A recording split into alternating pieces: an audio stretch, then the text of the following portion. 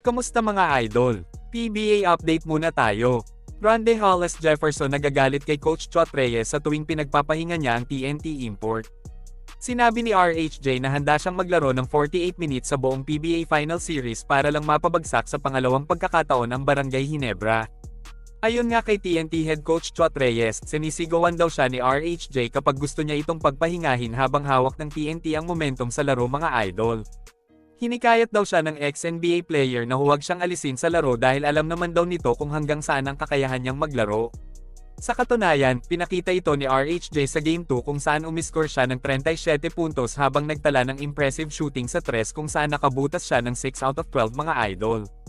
Nagdagdag din si RHJ ng 13 rebounds at 7 assists sa kanilang 96-84 na panalo laban sa Barangay Ginebra upang makuha ang 2-0 lead sa kanilang best of 7 final series.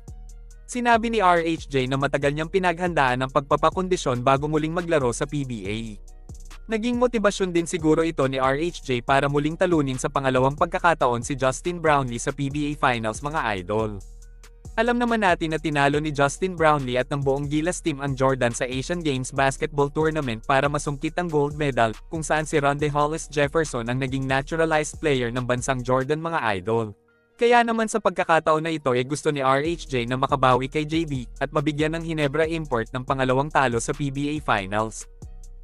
Kapag nangyari ito kay Justin Brownlee baka sumunod na siya sa yapak ng Meralco import na si Allen Durham, kung saan nag-anunsyo na siya ng retirement sa basketball dahil na din sa katandaan at mag-focus na lang sa kanyang pamilya. May ibubuga pa naman si JB mga idol pero sa kanyang edad na 36 years old mahihirapan na siyang dagdagan pa ng madaming kampyonato ang Ginebra. Sa first 2 games kasi ni JB sa Governors Cup Finals laban sa TNT, nakitaan siya ng fatigue factor na naging dahilan para kainin siya ng buhay ng depensa ng Talk and Text at ni RHJ. Marahil resulta na din siguro nito ang pakikipagbakbakan ng Ginebra sa semis laban sa sister team na San Miguel Beermen, kung saan binuhos ni Brownlee ang kanyang lakas kina Junmar Fajardo at import nilang si EJ Anosike. Hindi din kinakaya ni Jopet Aguilar ang center position dahil hindi naman mapakinabangan ng mga backup center ng Ginebra laban sa TNT na mas malalaki ang big man mga idol. Malaking factor din para sa Ginebra ang hindi magandang nilalaro ni super rookie RJ Abarrientos sa first 2 games, kung saan binubuli lang siya ni veteran point guard Jason Castro. Naka-score lang si Abarrientos ng 7 puntos sa Game 2 na mas mababa pa sa kanyang ginawa nung Game 1.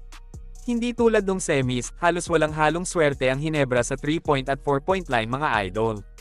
Ito ang dahilan kaya hindi sila makakuha ng momentum laban sa TNT. Malaki pa naman ang pag-asa ng Gin Kings kung manalo sila sa Game 3. Pero kung mamalasin pa din ito na malamang ang katapusan ng era ng Ginebra at ng SMC teams. Pag nagkataon magkasunod na komperensyang matatalo ang SMC team sa PBA Finals laban sa koponan ni MVP. Hanggang dito na lang muna mga idol. Maraming salamat sa panonood.